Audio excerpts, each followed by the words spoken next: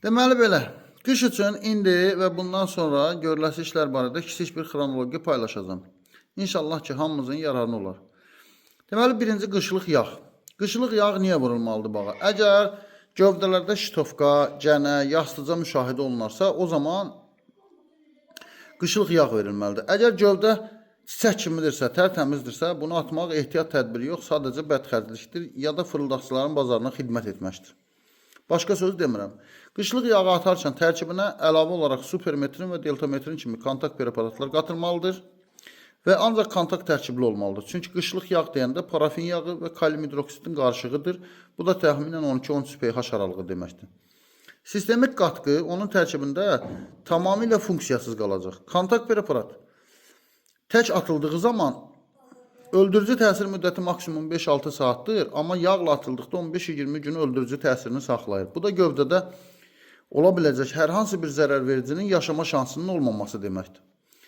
Və qışlıq yağ bütün bağlara aiddir. Bütün bağlara verilməlidir. Amma dediyim kimi, gövdələrdə müşahidələr aparılmalıdır və yaxud da 3 ildən bir atılmalıdır. Yay mövsümündə də istifadə edilə bilər. Yəni, kontakt tərkiblərə tona 4 litr qarışdırılarsa, əgər həşərat vəhşiləşibsə, ölmürsə və o zaman yağla birlikdə atmaq lazımdır və bu da kontakt tərkibin təsir edici, öldürücü təsirinin müddətini uzadır. Xüsusilə pambıqın sofkasında, istixanalarda tuta kimi çətin həll olunan məsələlərdə və s. və ilaxırda.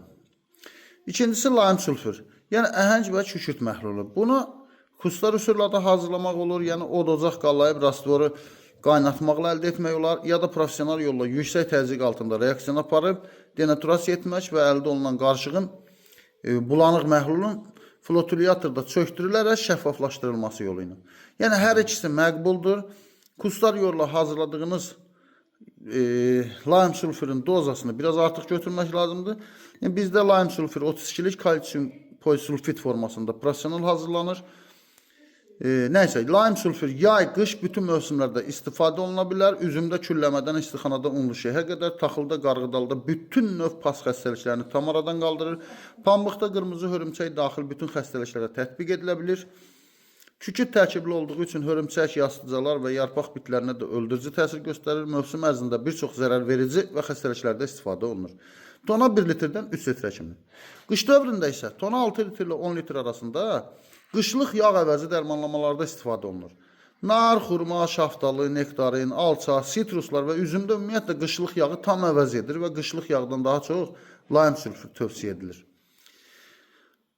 Dördüncüsü sulfur 80. Bu pH salıcı olaraq tövsiyə edilən maye bir kükürtdür. Bu isə bağlardan tutmuş çiyələk sahələrinə qədər bütün malçılama istifadə edilən təsərrüfatlarda verilməlidir. Torpaq istixanaları daxil bütün yağış və qarla təması mulçalar vasitəsilə kəsilmiş əkinlərə verilməlidir. Çünki təbiətdə yağışın əsas funksiyası azot qaynağı olmasıdırsa da, elə əsas funksiyasına bərabər funksiyası da torpaqda pH tənzimləməsi aparmaqdır. Əgər araqlara qarşı və ya torpaq rütubətinin qorunması üçün torpaq səthinə klyonka və ya hər hansı bir örtük sərilibsə, mulçalama aparılıbsa, o zaman həmin ərazi eyni zamanda yağışdan da məhrum olub. Deməli, qış mövsümündə hektara ən az 20 litr maye kükürt verilməlidir ki, yağışsızlığın çatışmazlığını aradan qaldırsın və xüsusilə çiyələk sahələri mütləq istifadə etməlidir. Beşincisi, qumatdır. Qumat haqqında ətraflı məlumat çox bölüşmüşəm, ona görə də qısa keçəcəm. Torpaq analizində organik maddə miqdarı 3%-dən aşağı olan torpaqlara bir dəfəyə hektara 5 litr olmaqla imkan daxilində ayda bir dəfə və ya 2 ayda bir dəfə verilməlidir ki, organik maddə zamanla 3% olsun. Torpaq analizində organik maddə 3%-dən çox olanda verə bilər, versə hər hansı bir zərəli deyil, faydasını görəcək. Belə deyək ki, organik maddə 3%-dən azdırsa qumat vacibdir, 3%-dən çoxdursa müstəhəbdir, yəni qumat işində ümumiyyətlə məkruh yoxdur. Hər kəs verə bilər, qumatı qısa keçirəm, çünki çox paylaşmışam. Altıncısı bordo məhluludur. Bordoya gəldikdə isə alma, armud, gilasa mütləq vacibdir, çünki bakteriyal xəstəliklərə meyilli bitkilərdir və 4% ilə verilməlidir. Digər bağlarda isə 3% ilə də yetərlidir.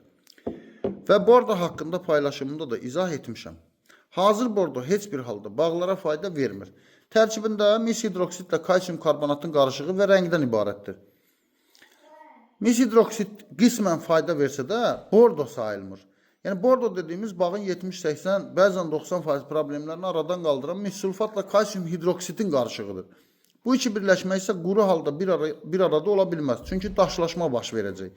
Hər iki birləşmə asan tapılan birləşmələrdir. Hazırlayın, baxın və görün. Həqiqətən nə demək istəyirəm? Bordo bağa 2 dəfə verilməlidir. Erkən budamalardan sonra 1,5-2% dezinfeksiya məqsədi ilə və yazda meyvə gözləri şişməzdən öncə 4%. Bu həm çiçək açmanı 3-5 gün gecikdirib, yazın aldadıcı günəşində çiçək açmasına mane olur. Çünki yazda gecələrin soyuqluğu o çiçəkləri məhv eləyə bilir. İkinci faydası elə yazın günəşində ağaclarda olan bakteriya və göbələklərin inkişafa başlamasını yaxalayıb, onları məhv etmək üçündür. Birinci, bordo havalar soyuduqdan sonra budama aparılacaqsa, vurulması ixtisara salına bilər. Çünki məqsəd dezinfeksiya idi. Soyuqlar düşdükcə zaten mikroorqanizmlər pasif moda keçir. Hər hansı bir sirayətlənmə söz konusu olamaz. İkinci və önəmli olan yüksək doza bordo isə düzgün zamanında verilməlidir. Əgər çox erkən verilərsə mikroorqanizmlərin pasif moduna təsadüf edəcək və hər hansı bir təsir göstərə bilməyəcək. Gec dövrdə verilsə isə meyvə gözlərinə zərər verəcək. Ona görə də ən uyğun zaman hər region üçün fərqli olsa da ortalama fevralın 15-dən sonra verilməlidir.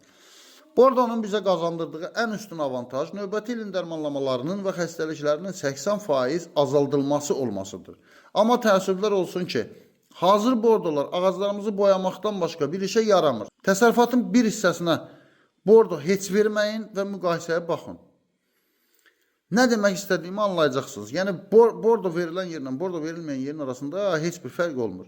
Mənim tövsiyəm budur ki, kim bordo verəcəksə özü hazırlasın, versin və mis sulfat versin. 7-ci isə mis sulfat. Bordo hazırlanarkən 2 ayrı qabda mis sulfat və əhəng suda həll edilir. Daha sonra mis sulfat əhəngin üstünə tökülür və qarışdırılır. Hazır yekun məhlulun pH-ı ölçülür. Əgər pH 7-dən aşağıdırsa təkrar əhəng əlavə edilməlidir və pH 7-9 arasına tənzimlənməlidir.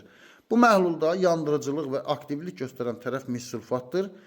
Əhənglə isə onun aktivliyini azaldırıq. Mən də buradan yola çıxıb mis sulfatı tək olaraq 4, 6, 8, 10 kiloqram olmaqla müqayisəli şəkildə tətbiq etdim. Nəticədə 6 kiloqram mis sulfatla bordo demək olar ki, eyni nəticəni verdi və mən bütün nəzarət etdiyimiz bağlara 3 ildən çoxdur ki, tək mis sulfat verirəm və bordodan daha yaxşıdır nəticə göstərir.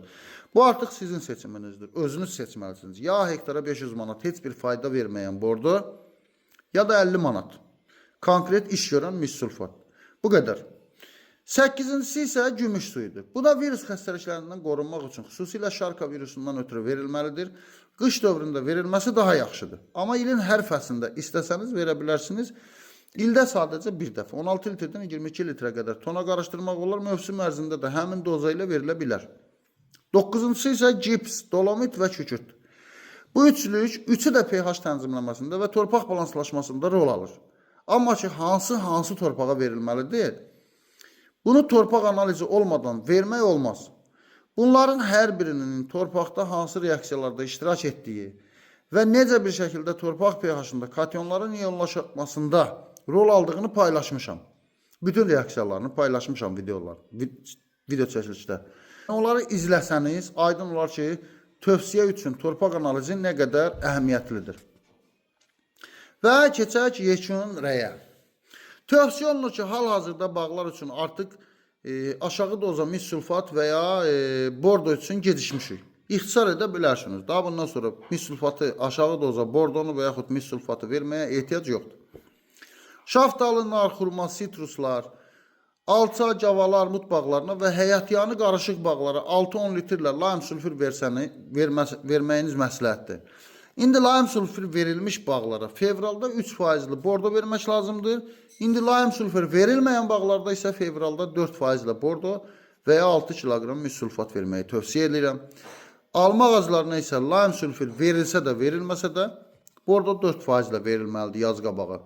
Kimin torpağı kasıb torpaqdırsa, qumlu, daşlı, gillidirsə qışda ən azı bir dəfə, yaxşı halda 2 dəfə qumat verilməlidir.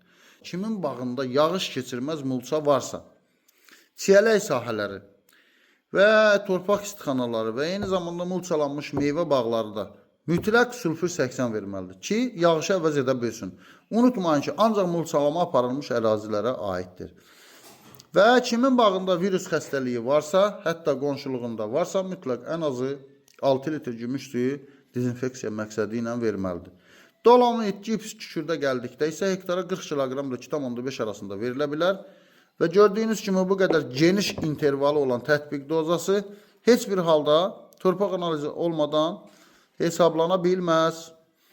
Bu qədər. Elə bilirəm, qış işlərində faydalı paylaşımdır. Həm xərclər baxımından, həm bağlara faydalılıq baxımından. Çox sağ olun.